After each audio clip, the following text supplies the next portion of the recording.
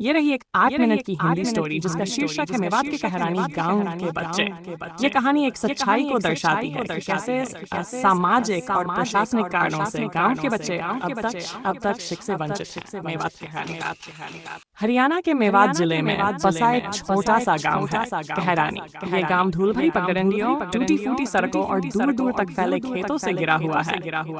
लेकिन इन खेतों के बीच एक सवाल हवा में तैरता है, यहाँ के बच्चे स्कूल क्यों नहीं जाते?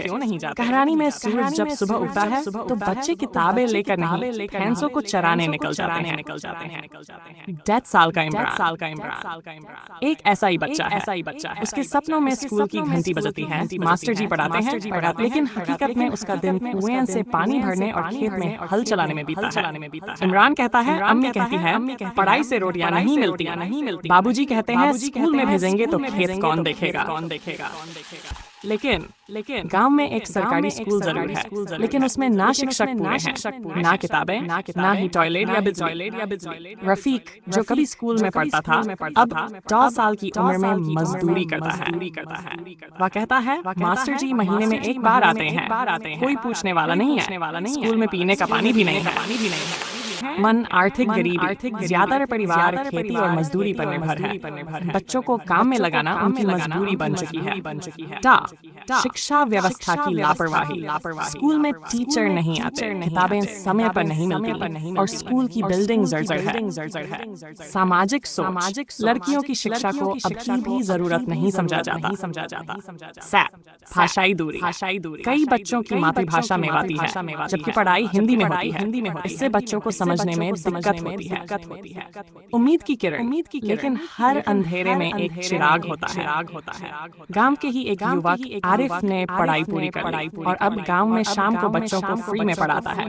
वह कहता है अगर एक बच्चा भी पढ़ ले तो पूरा परिवार बदल सकता है और गांव भी। कहरानी गांव की ये कहानी सिर्फ एक गांव की नहीं बल्कि भारत के कई हिस्सों की है। जब तक हम इन बच्चों को स्कूल की ओर नहीं मोड़ेंगे तब तक देश की प्रगति अधूरी रहेगी। जरूरत है सरकार की सख्त निगरानी, समाज की जागरूकता और हर माता पिता के सपनों में शिक्षा को जगह देने की। अगर चाहो तो मैं इस कहानी को एक ऑडियो स्क्रिप्ट या वीडियो नैरेटिव में भी बदल सकती। ये रही एक भावनात्मक यथार्थ पर आधारित हिंदी कहानी जिसका शीर्षक है आवारा नहीं, भूले हुए फूल हैं मेवात के बच्चे। अनुमानित स्टोरी 5 मिनट। कहानी की शुरुआत मेवात की गलियों में धूल उड़ रही थी। दोपहर की तपती धूप में जब हर घर के दरवाजे बंद थे, कुछ बच्चे गली में गिल्ली डंडा खेल रहे थे, कुछ इधर उधर दौड़ रहे थे और कुछ सड़क किनारे बैठे थे बिना किसी मकसद के। लोग कहते हैं ये बच्चे आवारा हैं, ना पढ़ते हैं ना कुछ काम करते हैं, बस गलियों में घूमते रहते हैं। लेकिन कोई ये नहीं पूछता आखिर ये बच्चे आवारा क्यों हैं। मुख्य पात्र 12 साल का ताहिर 11 साल का एक समझदार लड़का है जिसे स्कूल जाना पसंद है, लेकिन उसका स्कूल पिछले 3 महीने से बंद पड़ा है। मास्टर साहब शहर चले गए हैं और दूसरा कोई टीचर आया नहीं।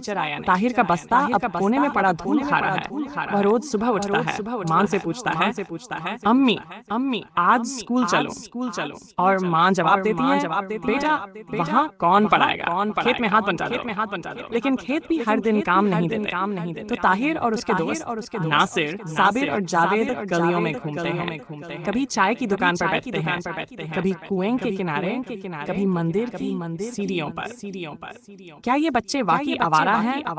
आवारा तो वह होता है जो राह से भटका हो, लेकिन इन बच्चों की राह तो कभी बनाई ही नहीं। शिक्षा अधूरी है, खेलने के मैदान नहीं, घरों में गरीबी है, माहौल में बेरोजगारी, कोई मार्गदर्शन नहीं, कोई प्रेरणा नहीं।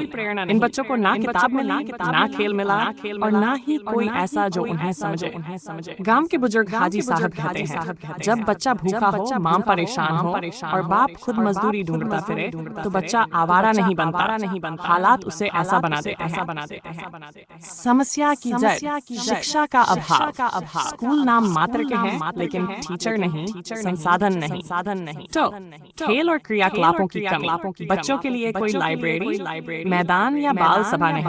3 गरीबी और बेरोजगारी, माँ बाप 2 वक्त की रोटी जुटाने में लगे हैं, बच्चों की परवरिश पीछे छूट जाती है। फार्सा मनोवैज्ञानिक उपेक्षा, बच्चों की भावनाओं को ना समझा जाता है, ना सुना जाता है। रूफ चाचा, गांव के एक पढ़े लिखे बुजुर्ग हैं रूफ चाचा। उन्होंने अपनी दुकान के पास एक छोटा कोना बच्चों के लिए बना दिया है। कुछ पुरानी किताबें, एक ब्लैकबोर्ड और एक रेडियो। वो कहते हैं ये बच्चे आवारा नहीं है, ये भूले हुए फूल हैं। बस थोड़ा पानी, थोड़ी धूप, थोड़ा प्यार चाहिए। अब ताहिर और उसके दोस्त शाम को वहाँ जाते हैं, कहानी सुनते हैं, कविता पढ़ते हैं और कुछ सीखने लगे हैं।